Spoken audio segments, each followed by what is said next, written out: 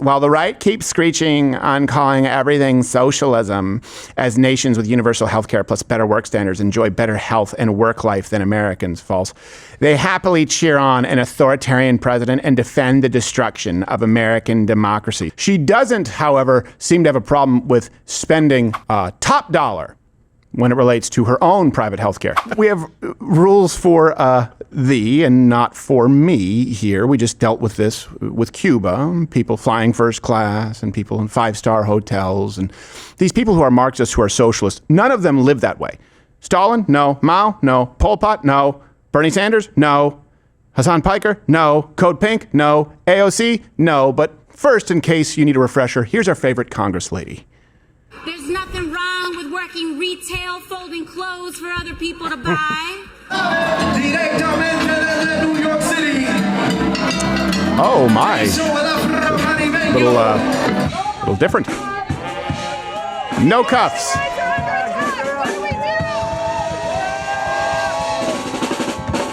And if we work our butts off to make sure that we take back all she must work a lot. of Congress, rather all three chambers of government. Would and should the U.S. actually commit U.S. troops to defend Taiwan if China were to move? This is such a, I think that this is a, this is of course a very long-standing policy of the United States. Right. And she's going to run for president. Just remember that. I know. And just to be clear, remember like steak and lobster gate with the military? It's silly. I understand that people who are campaigning, they need to stop and eat. And I understand that they need to host events and they need to wine and dine. I get that. I think sometimes people can be sticklers to a degree that is annoying. Yeah. But I think we'll present to you what I would argue are questionable use of campaign funds. That brings us to the latest installment of Rules for Thee, but Not for Me.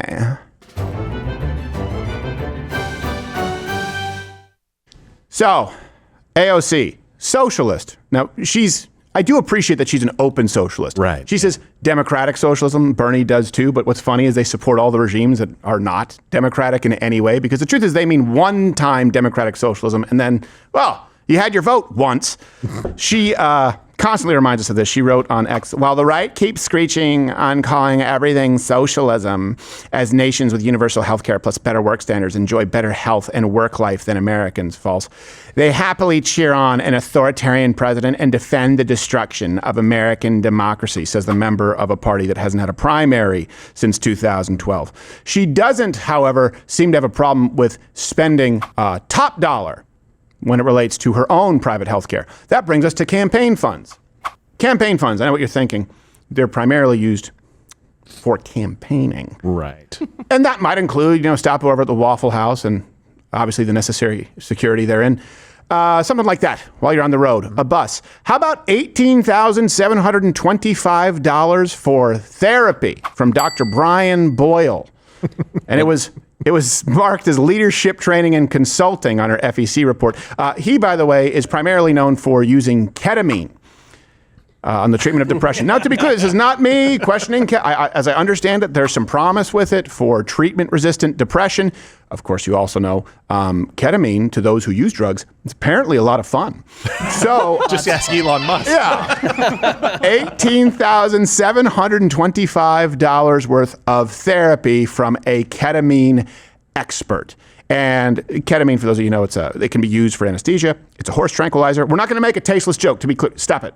No. You're better than that. Comparing AOC to a horse, we would never do that. The ketamine was for her fiance's PTSD when he realized what their kids would look like. Hey. Come on, guys. It's not her. What's wrong with me?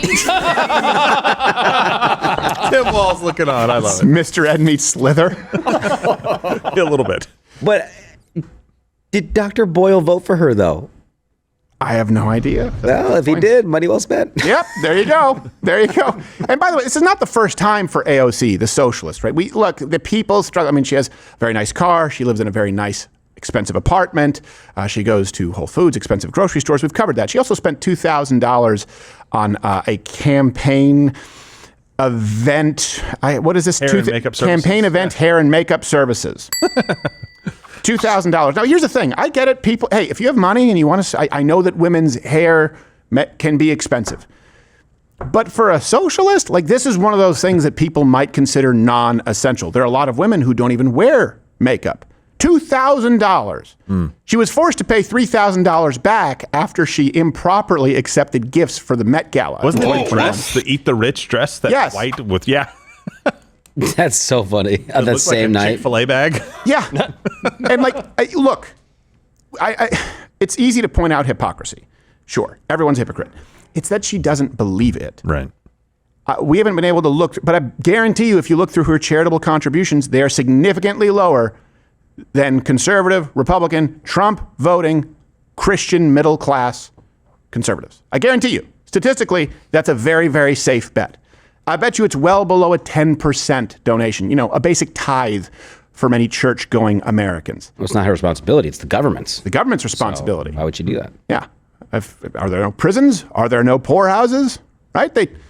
My taxes go to those services. The poor must go there. You can name that reference. Ebenezer Scrooge turned into a conservative because he took it upon himself to be personally charitable later in life. Early on, he was a socialist, like AOC. And then you go, okay, how can someone be this inconsistent? And let's combine that with fake handcuffs. When I tell you this, top 5 hardest times I've laughed in my whole life. When I saw that AOC wasn't actually cuffed and she was walking out like this, put her hand up, and then the funniest part, put her hand back in the imaginary handcuffs. She couldn't help herself but take that attention. Yeah. They love me. It would be like a mockumentary film portraying out-of-touch elites, right? Someone like that. You go, is there a mental illness component? Well, let's keep in mind a lot of our representatives obviously are socialist or far left-leaning women. And like we talked about earlier, women, they make up almost 2/3 of any new mental health diagnoses each year. And they are far more likely to suffer from these if they are young, liberal women. It's not even close. Conservative men, much lower. Young conservative men, lower still. Pretty stable. Why? We have to ask ourselves, why have we seen such a sharp spike in mental health issues? Some cases, 150%. On the low end, up 50% for specifically liberal women, leftist women. It doesn't exist anywhere else outside of obviously the trans community, but that's a whole different kettle of fish. And should they be trusted to occupy positions of power because they are occupying more and more? How is that working out for you? You look at another one, rules for thee, not for me. New York's other celebrity politician, Mamdani, he bragged about fixing potholes in the worst way possible. Anyone listening on audio, look at that. That is a real post. It's curious. But if you look at it long enough, it's one of those optical illusions, it becomes even more curious.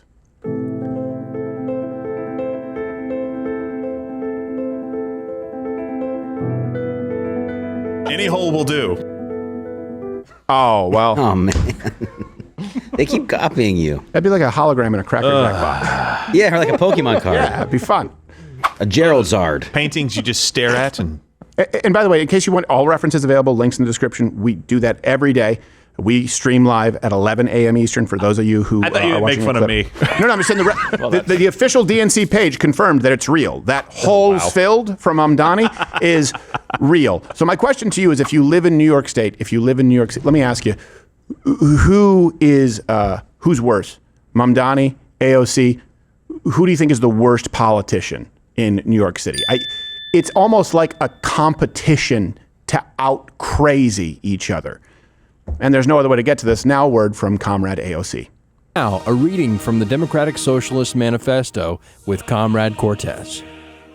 It's become evident that the bourgeoisie is unfit any longer to be the ruling class. The squad is the ruling class now. We run this Me, my girl Ilhan, Rashida, and I never learned the other girl's name. It doesn't matter. We're coming for you, Israel. Yeah!